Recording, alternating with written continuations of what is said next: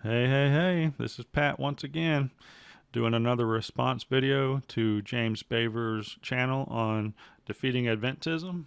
In this one, we are discussing the Levitical high priest and how Jesus is dressed once again, even though he already discussed that in video 2.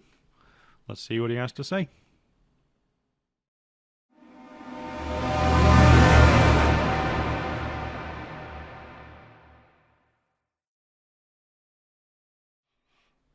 Beware of Seventh-day Adventists. They're not Christian, and neither is their co-founder, Ellen White.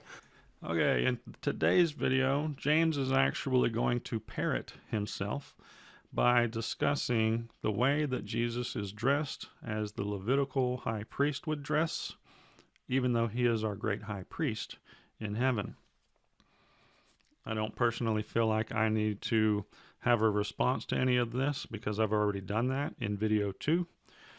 If you're interested in what I have to say regarding to why Jesus is dressed that way from a biblical standpoint, feel free to click the thing up at the top, assuming I can figure out how to make that work. Otherwise, click the link in the description.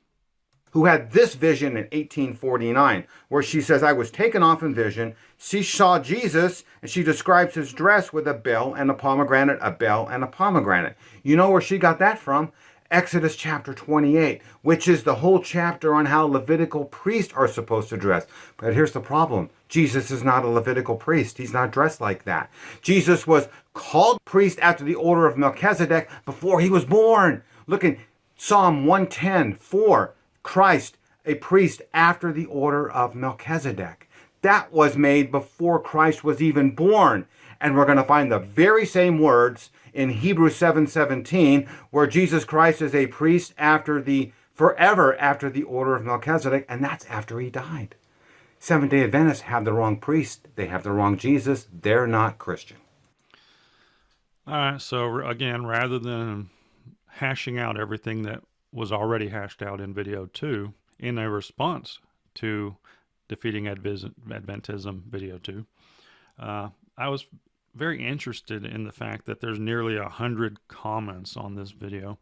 So I went through some of them and checked them out. And in favor for James and this channel, I found some of the comments rather correct in how Adventists react to people that disagree with them. Some commenters discussed their experience when talking to a Seventh-day Adventist about things that they disagree with. And the response is typically very nonchalant, very, who cares, why does that matter? No proof given, no long, in-depth response. And that's the experience I've received as a historicist, Sabbath keeper, being someone who attends a Seventh-day Adventist church. I've read a lot of Ellen White. I have deeply studied the 28 fundamental beliefs. And as a result, I've come up with a lot of questions. And there are a handful of questions that the church cannot respond to. Not an elder, not a deacon, not a pastor. And the responses I typically get are, oh, I didn't know that. I'll have to look into that. You know, if you're a part of this church, you should be able to respond to questions people have. You know, be ready to give an answer to the faith that is in you. Now, going back to the way that Jesus is dressed, one commenter asks a really good question that James poorly responds to, that in a way is in favor for the Adventists. Rather than pulling it up on here, because I don't want to get lost in the long thread of comments, I just pulled them up and set them over here on the side. One commenter says, how does a priest after the order of Melchizedek dress? And James basically says, we don't know how that priest would dress. However, Jesus is dressed wrong, and he is the wrong Jesus. I'm paraphrasing, of course. So hang on. The earthly sanctuary and all of its details are designed after the heavenly sanctuary. So wouldn't it stand to reason that the way that the priests would dress is also a copy of the way that the priest would dress in heaven. Now, that's not a biblical argument. I don't have biblical proof for that statement, but it just seems like a logical response. And yet, Jesus is dressed inappropriately because simply there is no proof for how he would dress.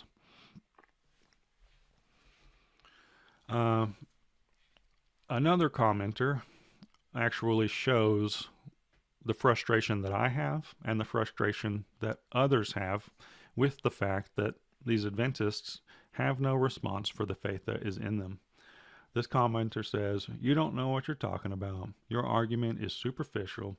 You are mentioning a quote, but you are taking it out of context." And then James goes on to say, "You didn't actually respond to the content in this video. Which Seventh-day Adventist are you? Are you the one that is going to provide proof, or are you the type that is lazy and nonchalant?" And of course, that commenter did not respond. Now, as a person who used to do a lot of online content on YouTube in different ways, there is a typical thread style or tactic in large conversations via comments that occur when having a short form debate. And unfortunately, I see that tactic take place in this thread where somebody actually does what James wants them not to do, and that is to show evidence from the Bible. There was one commenter who actually provided several Bible verses, and at the end made a small statement, and then James admits, "I'm not going to address any of the stuff that you said except this final sentence because of the way you said it." And James takes the sentence out of context and starts to argue about a topic. That's called moving the goalpost. So the reply from that commenter was, "Hang on, you misunderstood what I was saying." He gives a response saying, "This is what I meant," and also provides more and more verses that show why they believe what they believe.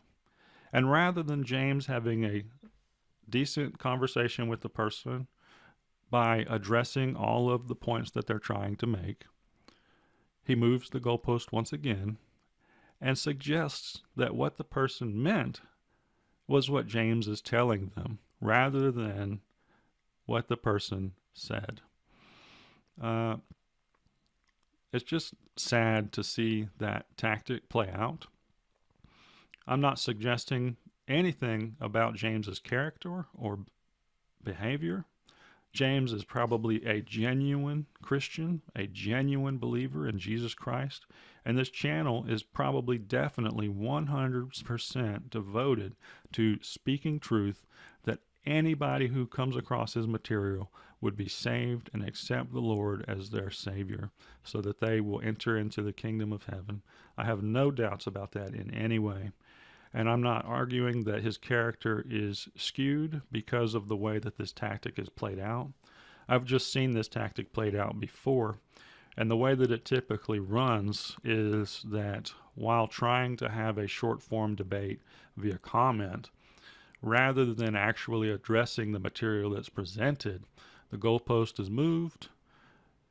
You then just keep the comments going so as to be the last person to say anything. Whoever says the last thing is the one who's correct, because if the person gives up, well, they gave up because they were wrong. And that's the tactic I saw play out. It's just kind of frustrating to see that happen. Anyway, if you want to see my actual response to James Baber regarding the way Jesus should or should not be dressed as our great high priest in the heavenly sanctuary, even though we don't know how he should be dressed according to James, go check out video 2, because James actually addressed that in his second video. Again, link up here if I figure out how to do it. If not, it'll be in the comments section below. Thanks for watching.